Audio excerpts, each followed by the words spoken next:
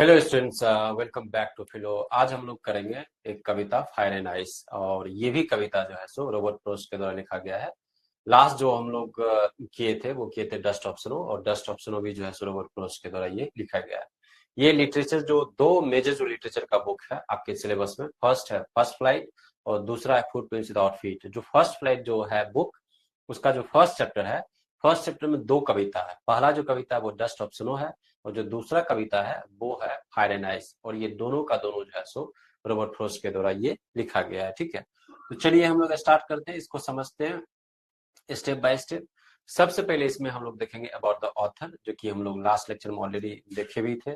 फिर एक्सप्लेनेशन देखेंगे इस कविता का, उसके बाद लिटरेरी एनालिसिस देखेंगे, जो कि आपके एग्जाम में नहीं पूछता है, जैक बोर्ड में सीबीएसई में पूछता है, लेकिन कुछ कुछ मोस्ट इंपोर्टेंट जो है लिटरेरी एनालिसिस हम लोग देखेंगे। ठीक है, उसके बाद कुछ क्वेश्चन है जो कि प्रीवियस ईयर क्वेश्चन पेपर में ये पूछा गया है, तो उसको हम लोग डिस्कस करेंगे। ठीक है चलिए, सबसे पहले जो है हम लोग देखते हैं रॉबर्ट फ्रॉस्ट जो है कवि जो है उनके बारे में हम लोग देखते हैं। इनका पूरा नाम क्या है? रॉबर्ट ली फ्रॉस्ट है, बस इतना आप याद रखें। उसके बाद जन्म इनका कहाँ हुआ था? तो कैलिफोर्निया यूएस में हुआ था। आप टेन्योर समझिए उनका, टाइम एंड प्लेस जिसको कि हम लोग बोलते हैं। ठीक है, वो टेन्योर समझिए आप, जैसे कि 1874 से इनका कहाँ तक रहा है? 1963 तक ये रहा है। ठीक है, 1874 से 1963 तक। ठीक है, 1963 में इनकी मृत्यु हुई थी। तो इस बीच में जो है सो इन्होंने क्या लिखा था? ये कविता लिखा था। और ऑक्यूपेशन मीन्स क्या होता है? प्रोफेशन, इनका काम क्या है? तो कवि रहे हैं, प्ले राइट रहे। प्ले राइट मीन्स ड्रामेटिस्ट भी होता है, जो नाटक वगैरह जो है सो वो लिखते हैं। वो ड्रामेटिस्ट जो ड्रामा वगैरह लिखते हैं वो उनको बोला जाता है। कुछ फेमस वर्क्स है like sorry, the road not taken, ये ऑलरेडी आप पढ़ चुके हैं क्लास 9th में। बहुत फेमस कविता है ये। उसके बाद stopping by woods on a snowy evening, ये है। फिर मेंडिंग वॉल वॉल, उसके बाद क्या है? बीचेज है। उसके बाद फायर एंड आइस है। ठीक है, डस्ट ऑफ स्नो तो ऑलरेडी आप लास्ट लेक्चर में ये आप पढ़ चुके हैं। ठीक है, तो चलिए हम लोग स्टार्ट करते हैं। और स्टार्ट करने से पहले इस कविता में जो है सो यूज किया गया है टर्म, जो यूज किया गया है टाइटल है। टाइटल को सबसे पहले हम लोग समझते हैं। टाइटल क्या है? टाइटल है fire and ice. Fire and ice, fire means क्या होता है? फायर मीन्स आग होता है। ठीक है, आइस मीन्स क्या होता है? बर्फ होता है। बर्फ का छोटा टुकड़ा, आप ऐसे समझिए आप। तो आप इस सेंस में यदि आप देखेंगे तो फायर आग होता है। आग तो जैसे कि बहुत हानिकारक की दृष्टि कौन से भी देखा जाता है। इसे हम लोग खाना वगैरह बनाते हैं फ्लेम पर ये वो, लेकिन हानिकारक की दृष्टि से भी देखा जाता है। और आइस तो नॉर्मल जैसे कि बर्फ होता है, बर्फ का टुकड़ा, उस सेंस में। तो इस कविता में देखेंगे आप कि कैसे फायर फायर और आइस को यूज किया गया है। ठीक है, इमोशन से यूज किया गया है। इमोशंस क्या होता है? भावना होता है। इमोशंस क्या होता है? भावना होता है। तो ये फायर, ठीक है, और आइस, ये दोनों का दोनों जो है वो किससे कनेक्ट किया गया? इमोशन से। कैसे इन चीजों को हम लोग समझेंगे? ठीक है, सबसे पहले हम लोग थोड़ा सा समझते हैं कुछ बेसिक चीजों को। सबसे पहले ये देखिए टेन्योर इसका, कहां से कहां तक इनका टेन्योर रहा है? तो 1874 से 1963 के बीच। अब आप समझिए कि उस समय, उस दौर में, जैसे कि अभी हम लोग क्या बोलते हैं कि पहले सतयुग हुआ करता था। अब धीरे धीरे आगे क्या हो गया? कलयुग हो गया। कोई किसी से मतलब नहीं रखता है, जिसे बोलते हैं जो कि अक्सर आप सुनते हैं वो जो कि लोग बोलते हैं जो कि कोई किसी का नहीं होता है। यदि ऐसा होगा तो दुनिया चलेगा ही नहीं। ठीक है, लोग के अंदर इमोशंस है, अच्छे इमोशंस हैं, लोग एक दूसरे की मदद करते हैं। ठीक है, लेकिन इतना बोला जाता है कि घोर कलयुग आ गया है कि कोई किसी का नहीं है। ठीक है, बहुत ज्यादा नफरत है लोगों के बीच। ठीक है, लोगों में लालच बहुत ज्यादा आ गया है। ठीक है, ये सब चीज, डिजायर है, वो भी एक्सेसिव डिजायर है, और उसके लिए वो कुछ भी कर लेते हैं लोग, किसी की हत्या भी कर देते हैं वो। तो इन जनरल सेंस में आप सोच के देखिए कि रॉबर्ट फ्रॉस्ट उस टेन्योर में ही, मतलब 1963 से पहले ही जैसे बात किए थे, जो कि ये जो ह्यूमन इमोशंस है, खास करके जो निगेटिव इमोशंस है, निगेटिव इमोशंस क्या करेगा? एक दिन इस पूरी दुनिया को बर्बाद कर देगा। तो उसी के कंटेक्स्ट में हम लोग आए दिन आज भी बोलते हैं कि ये तो घोर कलयुग आ गया है, कोई किसी को नहीं देखना चाहता, किसी किसी से प्रेम नहीं है, हर कोई मतलबी है। ठीक है, ये चीज, हर कोई अपना फायदा देखता है, हर कोई मतलब किसी को नुकसान करके भी जो है सो वो आगे बढ़ना चाहता है, वो उसका लालच है, वो उसका पैशन बोल सकते हैं, डिजायर बोल सकते हैं, बट वो निगेटिव सेंस में वो अनचेक्ड डिजायर है। ठीक है, तो उसी के कंटेक्स्ट में हम लोग बात करेंगे। जो ये कविता है, कविता का जो टाइटल है फायर एंड आइस। ये जो फायर है, ठीक है, ये जो फायर है और ये जो आइस है, ये एज ए इमोशंस यूज किया गया है, वो भी निगेटिव इमोशंस। ठीक है, जो कि आप डेली बेसिस पर आप आए दिन न्यूज में कुछ न कुछ घटनाएं देखते हैं, सुनते हैं, और इतिहास में भी बहुत सारे घटनाएं घटी हुई है, जिससे कि हम लोग बहुत कुछ सीखते हैं कि कैसे जो है सो किसी चीज का पतन होता है, खास करके जब आप मतलब नफरत करते हैं किसी से, या फिर जो है सो आपका अनचेक डिजायर है, उससे चीजें खराब होती है, रिश्ते भी खराब होते हैं, ये सब चीज तो उसको हम लोग समझेंगे। ठीक है, ये चीज तो ये फायर है। ठीक है, फायर यहाँ पर कविता में देखेंगे जो कि डिनोट किया गया किससे, डिजायर से डिनोट किया गया, ग्रीड से डिनोट किया गया, पैशन से डिनोट किया गया। बट ये तीनों का तीनों क्या है, डिजायर तो अच्छी बात है, इच्छा होना चाहिए कि लाइफ में हमें कुछ अच्छा करना है, बट ग्रीड तो नहीं होना चाहिए, लालच किसी भी चीज के प्रति नहीं होना चाहिए, पैशन भी होना चाहिए, बट वो अनचेक्ड नहीं होना चाहिए। ठीक है, अनचेक्ड दैट मीन्स क्या, कि एक लिमिट तक कोई भी चीज ठीक लगता है, आपको इतना पैशन नहीं हो जाए कि वो ऑब्सेशन बन जाए, आपके दिमाग पर से चढ़ सा जाए, ऑब्सेशन बन जाए, और उसको पाने के लिए आप किसी भी हद तक पर चल जाए आप, तो वो भी नहीं होना चाहिए। तो इस कविता में जो फायर जो डिनोट किया गया है, फायर मीन्स आग होता है, और इसको एक डिजायर की तरह जो है सो वो डिनोट किया गया, फायर यहाँ पर एज ए मेटाफर यूज किया गया, डिजायर। नेक्स्ट जो टर्म है, टाइटल है इसका, वो क्या है, वो आइस है। आइस मीन्स क्या होता है, बर्फ होता है, या फिर बर्फ का आप टुकड़ा समझिए। ठीक है, तो इसको जो डिनोट किया गया ह्यूमन इमोशन से, भावना से। ठीक है, इसको डिनोट किया गया है हेट्रेड से। हेट्रेड मीन्स क्या होता है, नफरत होता है। किसी व्यक्ति से यदि आप नफरत करते हैं, किसी भी हद तक जाते हैं और उसका नुकसान पहुंचाने की आप कोशिश करते हैं। कोल्डनेस होता है, जिसे बोला बोला जाता है ना कि जैसे कि आप रिलेटिव में भी देखते होंगे, दोस्तों में भी देखते होंगे, या फिर किसी रिश्तों में देखते होंगे कि कोल्डनेस आ गया, वो वार्मथ नहीं है। अब जो वो वार्मथ था, जब हम लोग मिलते थे, बातचीत करते थे, तो वो अब नहीं रहा, कोल्डनेस सा आ गया है, मतलब वो स्पार्क नहीं है। ठीक है, मतलब रिश्तों में वो स्पार्क नहीं है। इनडिफरेंस उसी के कंटेक्स्ट में हम लोग बोलते हैं। इनडिफरेंस होता है अनविज्ञता। ठीक है, हम लोग नेग्लेक्ट करते हैं, इग्नोर करते हैं चीजों को। ठीक है, जानबूझकर इग्नोर करते हैं किसी भी चीज को, तो इंडिफरेंस है हम लोग के अंदर। ठीक है, तो कैसे हम लोग इस कविता के अंतर्गत हम लोग समझेंगे कि ये जो दो टर्म जो यूज किया गया टाइटल के रूप में, fire and ice. Fire represent करता है डिजायर को, पैशन को जो कि वो अनचेक्ड है, ग्रीड को, लालच को, जो कि एक ह्यूमन इमोशंस है। जैसे देखते हैं ना, जैसे कि आग वगैरह कहीं लगती है, तो आग लगती है तो उसके सामने कुछ भी यदि चपेट में आ जाए, उस रास्ते में आ जाए, तो सब कुछ को वो बर्बाद कर देता है।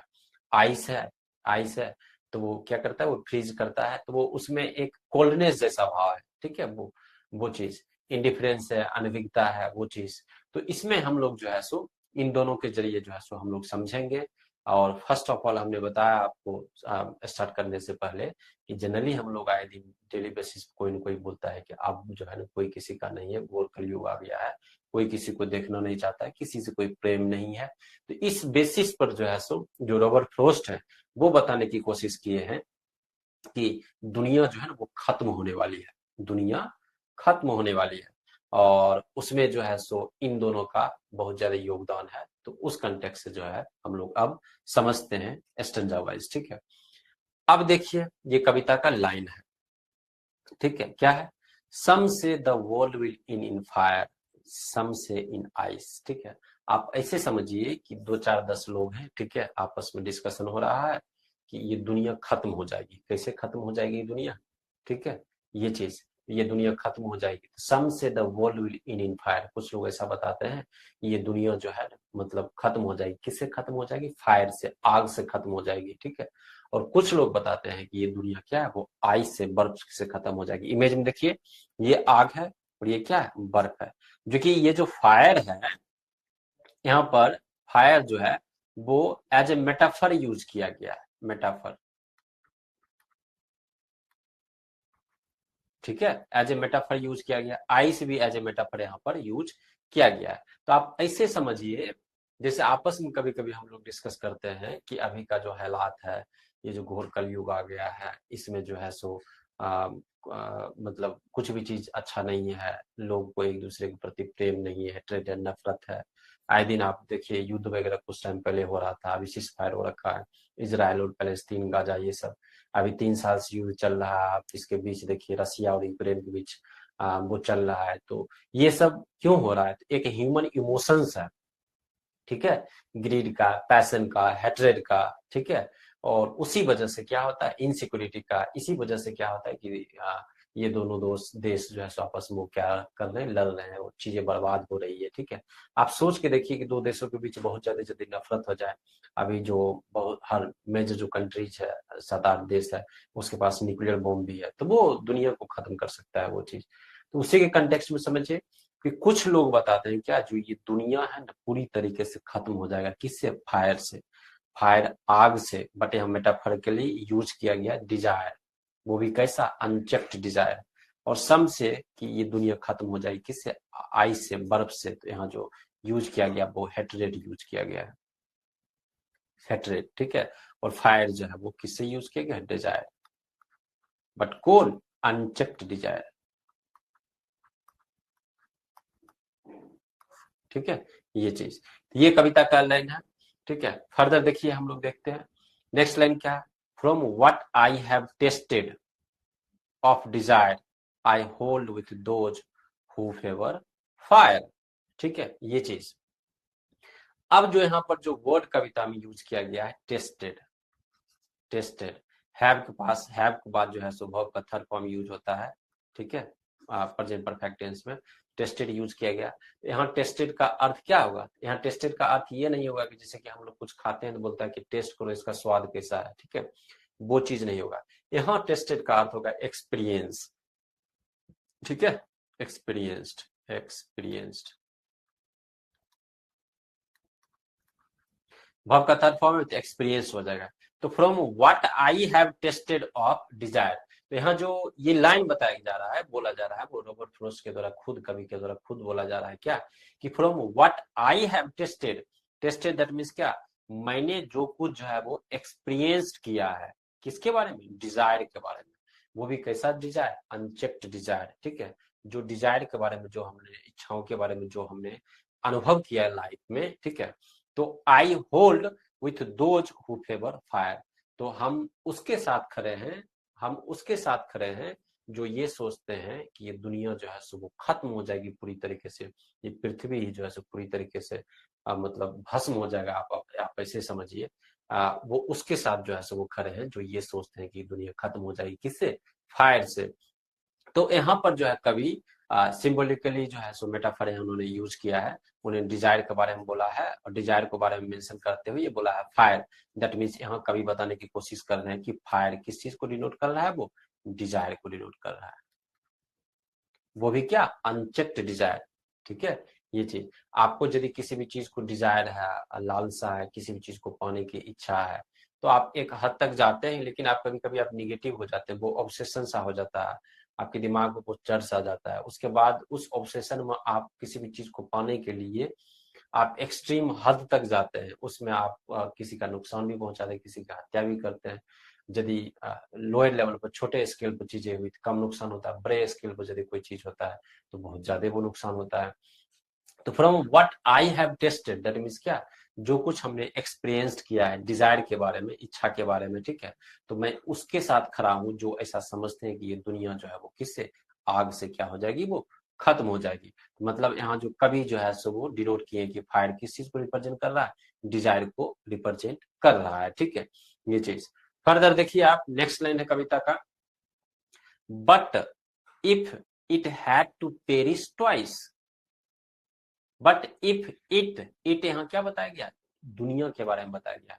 But if it had to perish twice, यदि इसे जो है सो पेरिश ट्वाइस, यदि 2 बार खत्म करना हो इस दुनिया को, ठीक है, पेरिश ट्वाइस, पेरिश मीन्स क्या होता है? डिस्ट्रॉय होता है, बर्बाद करना, ठीक है, डिस्ट्रॉय, डिस्ट्रॉय होता है, बर्बाद करना, ठीक है। But if it had to perish twice, ठीक है, यदि जो है सो इस दुनिया को 2 बार खत्म करना है, 2 बार, आई थिंक, मैं सोचता हूं क्या, I know enough of hate, enough of hate to say that for destruction ice is also great and would suffice. ठीक है, अब देखिए उन्होंने क्या बताया कि आई थिंक, मैं यह सोचता हूं कि आई know enough of hate, hate भी क्या है, काफी है इस दुनिया को खत्म करने के लिए। ठीक है, हेट भी क्या है, वो काफी है इस दुनिया को खत्म करने के लिए, मतलब नफरत भी काफी है। To say that for destruction, इसको बर्बाद करने के लिए ice is also great and would suffice, इसलिए जो यहाँ आइस है, हेट है, तो यहाँ जो आइस जो यूज किया गया है वो हेट के लिए यूज किया गया है, जो कि मेटाफर के रूप में यहाँ पर यूज किया गया है। ठीक है, ये चीज तो I think I know enough of hate to say that for destruction, destruction means होता है बर्बाद करना। ठीक है, डिस्ट्रक्शन बर्बाद करने के लिए ice is also great and would suffice. ठीक है, आइस भी जो है सो वो बर्फ ही जो है सो मतलब क्या है, काफी है इस दुनिया को जो है सो बर्बाद करने के लिए।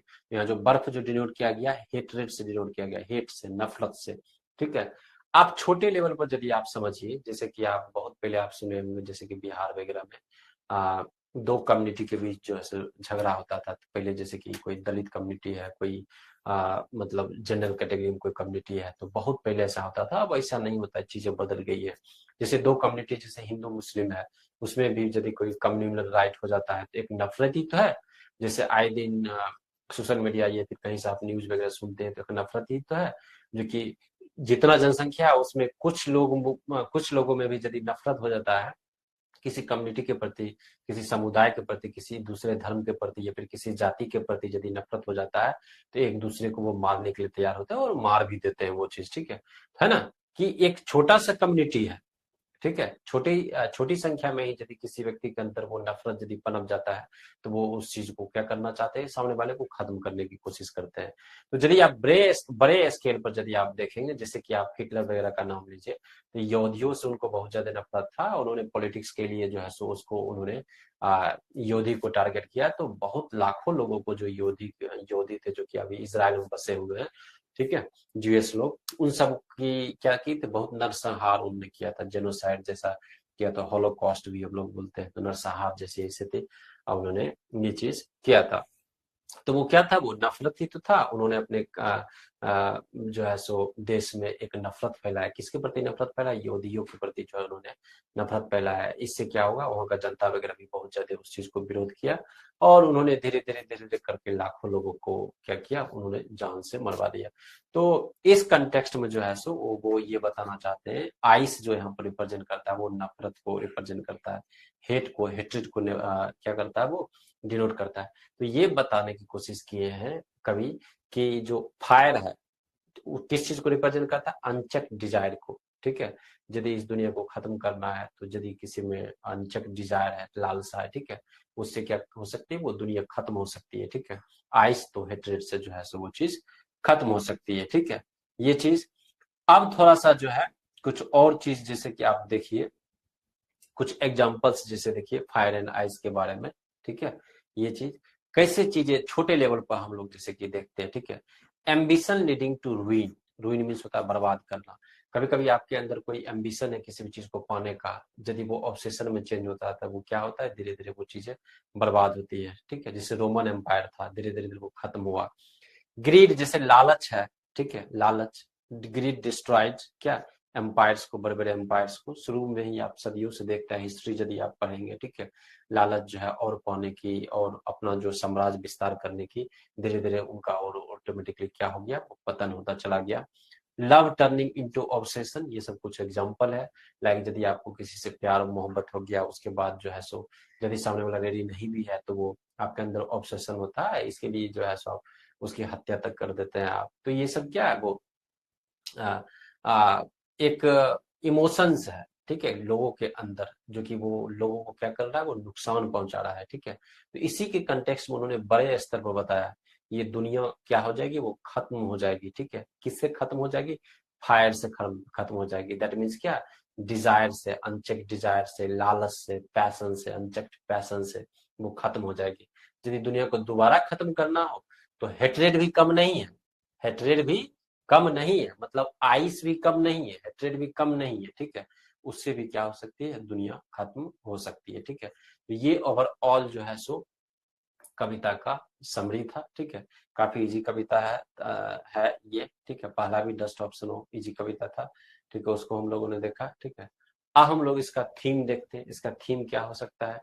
ठीक है, आप कोई भी एक थीम लिख देंगे तो आपको मार्क्स मिलेगा। और दोबारा से आपको बता देते हैं कि आपके एग्जाम में जो क्वेश्चन आता है वो एमसीक्यू टाइप का क्वेश्चन आता है, मल्टीपल चॉइस क्वेश्चन, फिर वेरी शॉर्ट आंसर टाइप का क्वेश्चन आता है, उसके बाद जो है सो शॉर्ट आंसर टाइप का क्वेश्चन आता है, उसके बाद लॉन्ग आंसर टाइप का जो है क्वेश्चन आता है। ये 4 टाइप का क्वेश्चन आता है।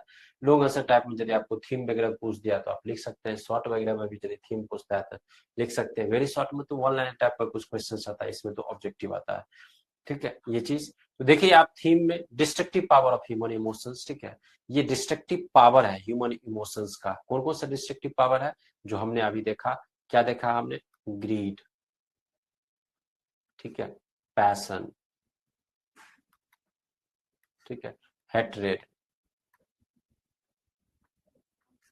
डिजायर, ये सब डिस्ट्रक्टिव पावर है। ठीक है, मतलब डिस्ट्रक्टिव मीन्स क्या, विनाशकारी। क्या होता है, विनाशकारी होता है। तो डिस्ट्रक्टिव पावर है जो कि ह्यूमन इमोशंस का क्या है, ये destructive power of human emotions इस कविता के जरिए फायर एंड आइस एक डिस्ट्रक्टिव पावर है, दोनों का दोनों जो कि दिखाया गया है। उसके बाद desire and hatred are equally dangerous, इस कविता के जरिए ये भी बताया गया है कि डिजायर और हेट्रेड ये दोनों को दोनों बराबर रूप से काफी ज्यादा डेंजरस है किसी भी सोसाइटी के लिए, किसी भी समाज के लिए। ये दोनों को दोनों क्या है, बराबर तरीके से जो है बहुत ज्यादा ये हानिकारक है। Further moral decay and emotional extremes lead to ruin, जो नैतिक रूप से यदि आपका पतन हो रहा है, मोरल डिके नैतिक रूप से यदि आपका पतन हो रहा है, और किसी भी इमोशन कोई भी भावना है यदि वो एक्सट्रीम पर है, ठीक है, तो वो बर्बादी का कारण बनेगा ही बनेगा। रूइन मीन्स होता है डिस्ट्रॉय होना, बर्बाद होना, तो वो बर्बादी का कारण बनेगा ही बनेगा। ये तीनों मेजर लिखिएगा तो काफी है वो चीज। मैसेज क्या देना चाहते हैं रॉबर्ट फ्रॉस्ट, तो ह्यूमन बींग्स जो है सो डिस्ट्रॉय करते हैं अपने आप को, खुद को। ठीक है, खुद को, वो किससे, किसी भी हथियार से नहीं। ठीक है, किसी भी हथियार से नहीं, बट वो अपना जो एक भावना है, इमोशंस है, उसी से अपने आप को क्या करते हैं, वो नुकसान पहुंचाते हैं। लाइक आपने देखा पैशन, ग्रीड, उसके बाद जो है सो अपने हेट्रेड, ये सब कुछ इमोशंस है, उससे खुद अपने आप को क्या करते हैं, वो बर्बाद करते हैं। ठीक है, ये चीज, ये सब मैसेज है। उसके बाद desire burns everything in its path with intensity while hate freezes life with indifference and cruelty. इसमें ये बताने की कोशिश की है कि जो डिजायर है, जो इच्छा है, जो अनचेक डिजायर है, वो क्या करता है, आग की तरह है। जैसे कि आग के रास्ते में कुछ भी आता है वो जल के भस्म हो जाता है, उसी तरीके से इस पाथ में कुछ भी आता है उसका इंटेंसिटी इतना होता है कि वो सब कुछ को क्या करता है, वो डिजायर वो जला देता है, खत्म कर देता है। ठीक है, जबकि जो हेट्रेड है वो लाइफ को ही फ्रीज करता है, नफरत को ही क्या करता है, फ्रीज करता है। जैसे आइस है, वो फ्रीज के फॉर्म में होता है, वो बर्फ के फॉर्म में फ्रीज करता है विथ इंडिफरेंस एंड इक्वलिटी। ठीक है, इंडिफरेंस रहता है, अनभिज्ञता रहता है किसी समुदाय के प्रति, किसी पर्टिकुलर ग्रुप के प्रति। ठीक है, तो वो क्या करता है, वो नफरत चीजों को खत्म करता है। तो ये सब मेजर मेजर क्या है उसका मैसेज है, जो कि आप जो है सो एग्जाम में यदि आता है तो एक भी लिखेंगे तो वो काम वो चल जाएगा। ठीक है, ये चीज। फर्दर देखिए, ये पोएटिक डिवाइसेज है। ठीक है, फिगर्स ऑफ स्पीच भी हम लोग इसमें बोलते हैं इसको, और कवि जो है सो जनरली कविता में आप पाएंगे जो कि इसका यूज किया जाता है इम्फेसाइज करने के लिए और कविता को जोरदार तरीके से प्रेजेंट करने के लिए figures of speech that means poetic devices यहाँ पर यूज किया जाता है। तो या तो आप सिंबोलिज्म बोलिए या फिर मेटाफर बोलिए, ये दोनों जो है सो यूज किया गया है। ठीक है, फायर को रिप्रेजेंट किया गया डिजायर से, और आइस को रिप्रेजेंट किया गया क्या, हेट्रेड से। नेक्स्ट है एलिट्रेशन। आप याद रखिएगा हमेशा, जो एलिट्रेशन फिगर्स ऑफ स्पीच है, इसमें हम लोग को मालूम होना चाहिए कि इसमें क्या होता है कि कॉन्सोनेंट साउंड का रेपिटेशन होता है। तो आप क्या लिखेंगे, repetition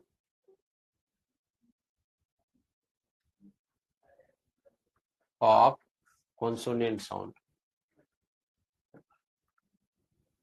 consonant sound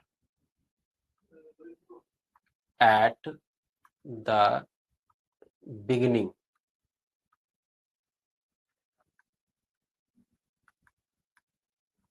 of words.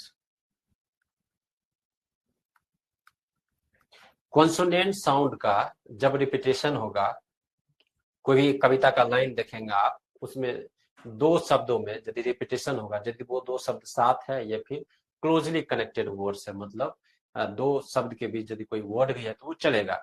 जैसे देखिए सम से दोनों साथ साथ है, एस और एस, ठीक है, रेपिटेशन हो रहा है, एस साउंड मतलब कॉन्सोनेंट साउंड का रेपिटेशन हो रहा है किसमें, वर्ड के फर्स्ट लेटर में।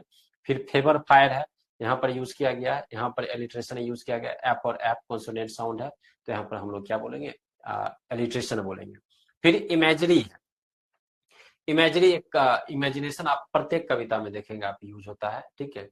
क्यों यूज किया जाता है इसको, ताकि विजुअल रिप्रेजेंटेशन हो, ताकि जो रीडर्स है, कभी रीडर्स जो कविता पढ़ते हैं और ज्यादा वो कनेक्ट कर पाए। तो फायर एंड आइस को जो है सो एज ए इमेजरी भी हम लोग बोल सकते हैं, एक विजुअल रिप्रेजेंटेशन है दो अपोजिट फोर्स का, लाइक फायर है, दूसरा क्या है, आइस है, इन दोनों का क्या है, वो विजुअल रिप्रेजेंटेशन है, ठीक है, ये चीज।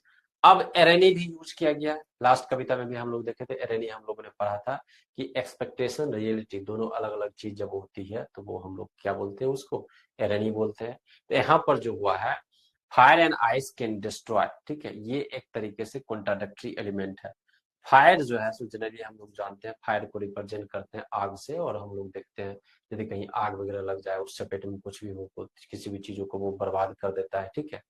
आइस को उसके उलट जो है सो वो यहाँ पर यूज किया गया है और बताने की कोशिश किया गया है आइस को हेट्रेड से, जो कि in that sense negative sense में आइस को हम लोग नहीं यूज कर सकते, ठीक है, लेकिन हेट्रेड से डिनोट करके जो है सो बताया गया है कि ये भी क्या कर सकता है, वो यदि दुनिया को दोबारा यदि खत्म करना हो तो वो उसे बर्बाद कर सकता है।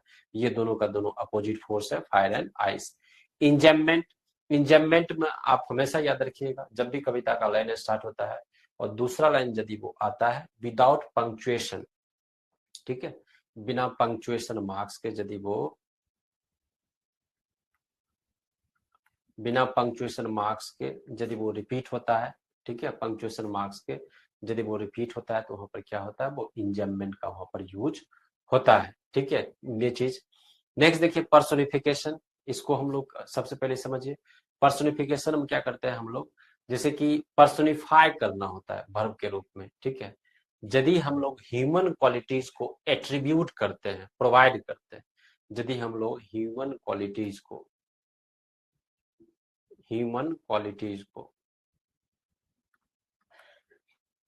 एट्रीब्यूट करते हैं, एट्रीब्यूट करते हैं इन नॉन ह्यूमन थिंग्स में, नॉन ह्यूमन थिंग्स में, उसी को हम लोग क्या करते हैं, उसी को हम लोग कहते हैं कि ये पर्सोनिफिकेशन है। जैसे कि आप समझिए, एक लाइन बोलते हैं, विंड विस्पर्ड इन माई ईयर, ठीक है, तो विंड विस्पर्ड इन माई ईयर, तो विंड है, हवा है, तेज तूफान हवा है, ठीक है, इतना तेज तूफान हवा है, तो विस्पर किया, तो क्या विंड विस्पर करता है, वो विस्पर कौन करता है, विस्पर तो ह्यूमन करता है, ठीक है, जो लिविंग पर्सन है। जैसे हम आप क्या करते हैं, किसी को कान में जाके धीरे से बोलते हैं, फुसफुसा कर बोलते हैं, तो वो विस्पर करना हुआ, तो विंड विस्पर्ड इन माई ईयर। यहाँ जो क्वालिटीज जो है ह्यूमन का, क्वालिटीज किस में दिया गया, विंड में दिया गया, विंड में, हवा में, तेज हवा में दिया गया। तो उसी तरीके से यदि कोई नॉन ह्यूमन चीज है, मतलब नॉन लिविंग के सेंस में समझिए, नॉन ह्यूमन यदि थिंग्स है, उसमें यदि हम लोग ह्यूमन क्वालिटीज को प्रोवाइड करते हैं, उसमें देते हैं, एट्रीब्यूट करते हैं, उसी को हम लोग क्या बोलते हैं, पर्सोनिफिकेशन बोलते हैं। यहाँ जो लाइन कविता में यूज किया गया था, from what I have tested of desire, ठीक है, टेस्टेड ऑफ डिजायर। तो टेस्ट हम लोग किस में यूज करते हैं, एज ए ह्यूमन जो है सो हम लोग यदि कुछ चीज खाते हैं उसमें हम लोग टेस्ट करते हैं, ठीक है। तो यहाँ पर जो टेस्ट यूज किया गया है, किसके लिए यूज किया गया, डिजायर के लिए। डिजायर क्या है, वो नॉन ह्यूमन चीज है, ठीक है, वो एक इमोशंस है, तो इमोशंस को टेस्ट किया गया, इमोशंस को क्या किया गया, टेस्ट किया गया, ठीक है। तो इस वजह से जो है सो यहाँ पर पर्सोनिफिकेशन का यहाँ पर यूज किया गया है, ठीक है, ये चीज, इस चीज को ध्यान में रखना है। कंक्लूजन आपको पता चल गया होगा कि इसके जरिए जो है सो दिखाया गया है क्या, दो एक्सट्रीम इमोशंस को दिखाया गया, फायर एंड आइस को दिखाया गया, ठीक है, ये चीज। तो आप इसको मेंशन कर सकते हैं उस तरीके से, समरी के फॉर्म में जो कंक्लूडिंग पार्ट है वो भी आप मेंशन करेंगे तो वो चीज चल जाएगा, वो चीज आप लिख सकते हैं। ठीक है, ये चीज फर्दर देखिए आप, कुछ क्वेश्चंस है, ऑब्जेक्टिव क्वेश्चंस है और ये मोस्ट इंपॉर्टेंट क्वेश्चंस है, बार बार ये पूछता है, खास करके फायर किसको रिप्रेजेंट करता है और आइस किसको रिप्रेजेंट करता है, ये क्वेश्चन जो है सो बार बार पूछता है। जैसे फर्स्ट क्वेश्चन देखिए आप क्या है, what does the poem fire and ice symbolically compare fire with. ठीक है, तो व्हाट डज द पोएम, जो कविता जो फायर एंड आइस है, सिंबॉलिकली जो है कंपेयर करता है फायर विथ, फायर को किस चीज से कंपेयर किया गया है, तो फायर को हमने आपको ऑलरेडी बताया कि डिजायर से कंपेयर किया गया, तो लव तो नहीं ही होगा, डिजायर होगा।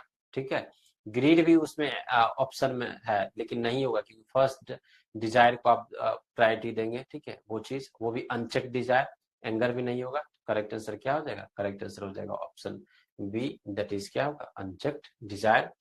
दूसरा देखिए आप, दूसरा according to the poet what does ice symbolize, ice में हमने आपको क्या बताया, आइस हेट्रेड को बताता है। ठीक है, तो हेट्रेड होगा, इंडिफरेंस नहीं होगा। ठीक है, फियर भी नहीं होगा, लोनलीनेस भी नहीं होगा, जबकि यहाँ भी हमने मेंशन किया था जब हमने एक डायग्राम लिखा था तो इंडिफरेंस भी मेंशन था, लेकिन फर्स्ट प्रायोरिटी जो है सब हेट्रेड को, नफरत को दीजिएगा। तो आप याद रखिएगा हमेशा फायर जो है वो डिजायर को डिनोट कर रहा है। ठीक है, और आइस जो है वो हेट्रेड को, इन दोनों को जो है सो आप ध्यान में रखिएगा। तो इसका करेक्ट आंसर क्या हो जाएगा, करेक्ट आंसर हो जाएगा option A, that is hatred. ठीक है, ये चीज। अब ये देखिए जो फर्दर क्वेश्चन है, ये क्वेश्चन एनसीईआरटी से लिया गया है।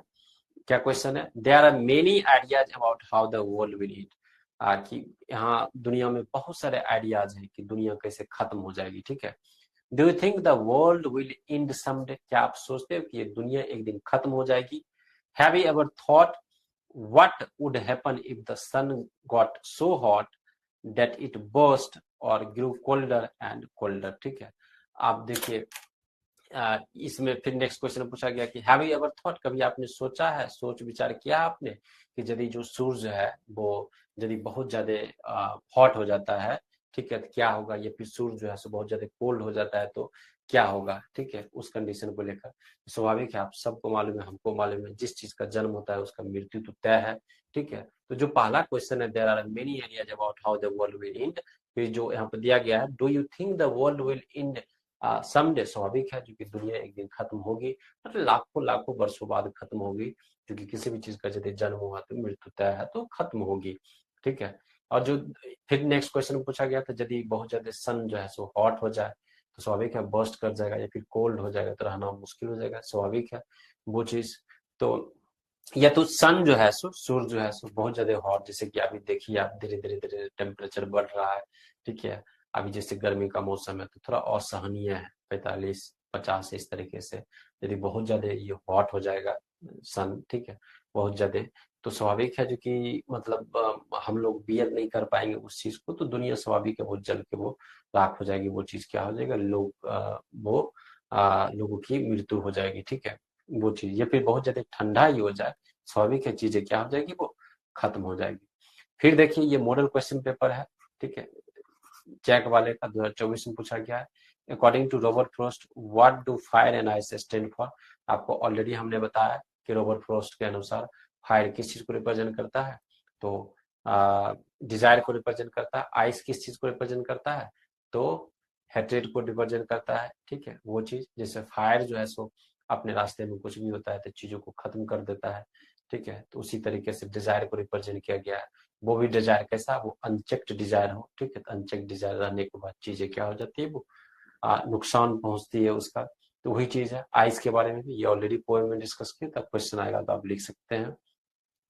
नेक्स्ट है, what are the two opposing views presented in the poem fire and ice. ठीक है, ये चीज, तो दो अपोजिट व्यूज क्या बताया गया है। ठीक है, तो पोएट जो है सो इसमें दो अपोजिट व्यूज इसमें बताया है कि सम say the world will and in fire. ठीक है, और फिर दोबारा उन्होंने बताया था कि कुछ लोग ऐसा भी समझते हैं कि यदि इस दुनिया को दोबारा यदि खत्म करना हो तो वो आइस भी पर्याप्त है, वुड सफाइस। ठीक है, आइस वुड ऑल्सो सफाइस। तो ये दो अपोजिट फोर्सेज है जो कि यहाँ पर वो क्या किया गया है, यूज किया गया है।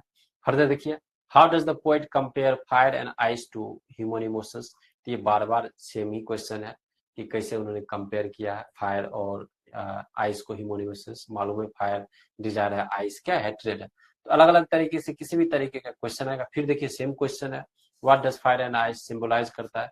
फायर डिजायर को सिंबलाइज करता है और आइस हेट्रेड को सिंबलाइज करता है।